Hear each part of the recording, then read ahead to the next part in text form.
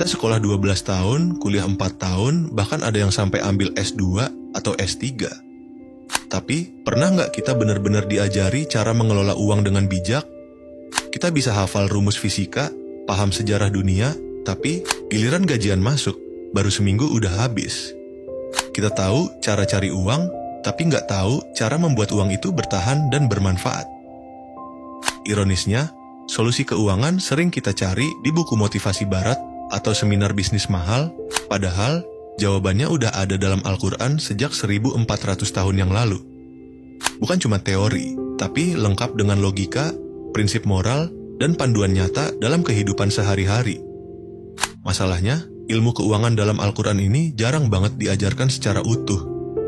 Padahal kalau kita gali, ajarannya bisa bantu kita keluar dari tekanan hidup, mengelola harta dengan sehat, dan bahkan membawa keberkahan dalam kehidupan.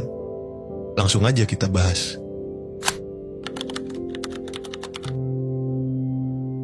Oke, kita mulai dari dasarnya dulu. Selama ini kita anggap rezeki sama dengan uang.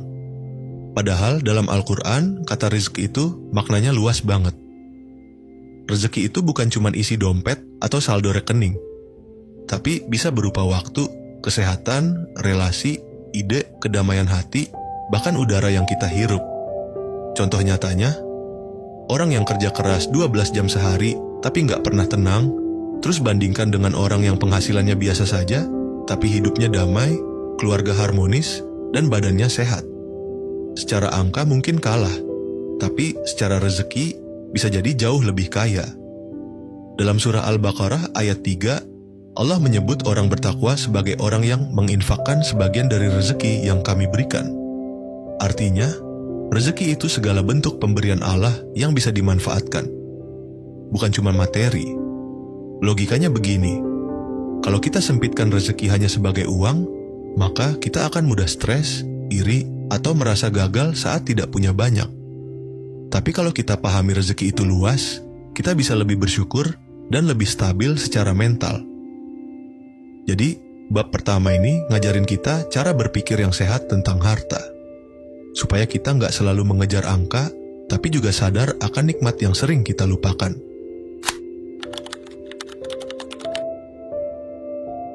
Setelah paham apa itu rezeki, sekarang kita masuk ke prinsip pengelolaannya. Dalam Al-Quran, banyak ayat yang kalau kita cermati, sebenarnya mengandung logika ekonomi yang sangat praktis. 1. Jangan boros, jangan pamer. Dalam surah Al-Isra ayat 26-27, Allah bilang, "Jangan boros, karena pemboros adalah saudara setan." Kalimat ini keras, tapi sangat masuk akal. Karena kebiasaan boros, apalagi karena gengsi, bikin kita keluar dari logika keuangan sehat. Kita belanja bukan karena butuh, tapi karena ingin kelihatan wah. Padahal, salah satu prinsip keuangan dasar adalah hidup di bawah kemampuanmu, bukan di atas penghasilanmu. 2. Harta harus bergerak dan bermanfaat. Dalam surah Al-Hasyr ayat 7, Allah bilang bahwa harta jangan hanya berputar di antara orang-orang kaya. Ini prinsip distribusi kekayaan. Artinya, kalau kita punya kelebihan, kita perlu bantu menggerakkan ekonomi. Entah lewat sedekah, investasi ke UMKM, atau bantu orang lain bangkit. Jadi bukan cuma nabung dan nyimpen, tapi mengedarkan harta secara produktif. 3. Jauhi riba, karena itu bukan solusi. Al-Quran sangat tegas tentang riba.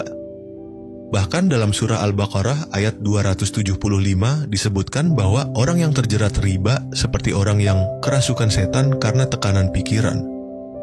Logikanya jelas, riba membuat si kaya semakin di atas dan si miskin makin tercekik.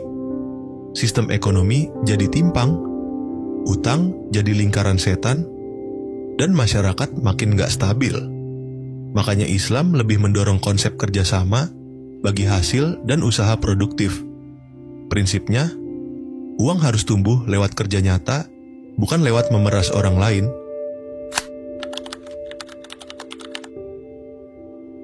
Terakhir, kita bicara soal sikap terhadap uang dan kerja.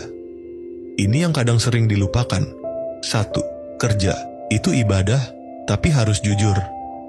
Dalam surah Al-Mulk ayat 15, Allah menyuruh manusia untuk berjalan di muka bumi dan mencari rezeki. Artinya, kerja bukan sekadar rutinitas, tapi bentuk pengabdian kepada Allah. Tapi syaratnya satu, kerja dengan cara yang halal, jujur, dan tidak merugikan orang lain. Karena gaji besar tapi hasil dari manipulasi, bukan rezeki yang berkah. Dan ujungnya, hati gak akan tenang. 2. Jangan jadikan uang sebagai tujuan. Surah At-Takatsur mengingatkan kita tentang bermegah-megahan, yaitu kecenderungan manusia untuk terus mengejar kekayaan sampai lupa mati. Ini real banget. Banyak orang kerja siang malam, lupa keluarga, lupa ibadah, bahkan lupa kesehatan. Semua demi uang. Padahal uang seharusnya jadi alat bantu hidup, bukan pusat kehidupan. Kalau uang jadi tujuan utama, hidup kita akan selalu terasa kurang. 3. Berbagi. Itu bukan mengurangi, tapi menguatkan. Konsep zakat, infak, dan sedekah dalam Al-Quran bukan cuma ritual, tapi logikanya kuat banget.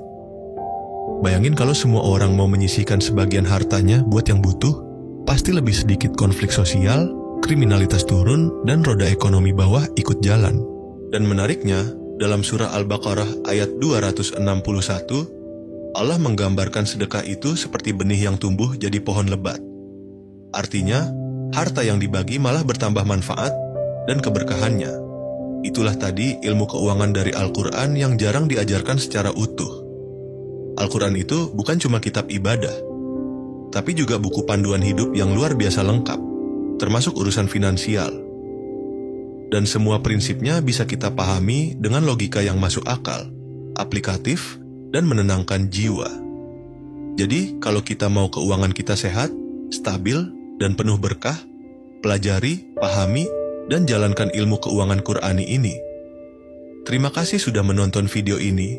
Semoga bermanfaat. Kalau kamu suka dengan konten seperti ini, jangan lupa like, komen, dan share ke teman-teman kamu. Sampai ketemu di video selanjutnya.